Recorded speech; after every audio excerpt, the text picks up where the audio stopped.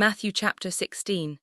The Pharisees and Sadducees came to Jesus and tested him by asking him to show them a sign from heaven. He replied, "When evening comes, you say, 'It will be fair weather, for the sky is red,' and in the morning, 'Today it will be stormy, for the sky is red and overcast.'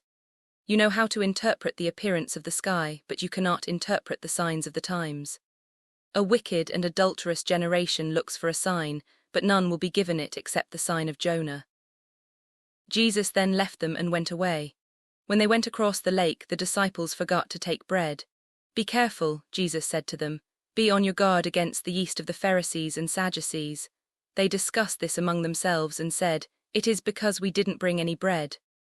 Aware of their discussion, Jesus asked, "You have little faith, why are you talking among yourselves about having no bread? Do you still not understand? Don't you remember the 5 loaves for the 5,000, and how many basketfuls you gathered? Or the 7 loaves for the 4,000, and how many basketfuls you gathered? How is it you don't understand that I was not talking to you about bread? But be on your guard against the yeast of the Pharisees and Sadducees." Then they understood that he was not telling them to guard against the yeast used in bread, but against the teaching of the Pharisees and Sadducees. When Jesus came to the region of Caesarea Philippi, he asked his disciples, "Who do people say the Son of Man is?" They replied, "Some say John the Baptist, others say Elijah, and still others Jeremiah or one of the prophets." "But what about you?" he asked. "Who do you say I am?" Simon Peter answered, "You are the Messiah, the Son of the living God." Jesus replied, "Blessed are you, Simon son of Jonah, for this was not revealed to you by flesh and blood, but by my Father in heaven.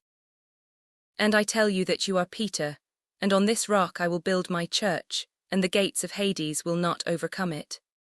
I will give you the keys of the kingdom of heaven. Whatever you bind on earth will be bound in heaven, and whatever you loose on earth will be loosed in heaven."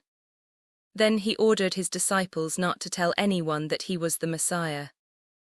From that time on, Jesus began to explain to his disciples that he must go to Jerusalem and suffer many things at the hands of the elders, the chief priests and the teachers of the law, and that he must be killed and on the 3rd day be raised to life. Peter took him aside and began to rebuke him. "Never, Lord," he said. "This shall never happen to you." Jesus turned and said to Peter, "Get behind me, Satan. You are a stumbling block to me. You do not have in mind the concerns of God, but merely human concerns." Then Jesus said to his disciples, "Whoever wants to be my disciple must deny themselves and take up their cross and follow me. For whoever wants to save their life will lose it, but whoever loses their life for me will find it.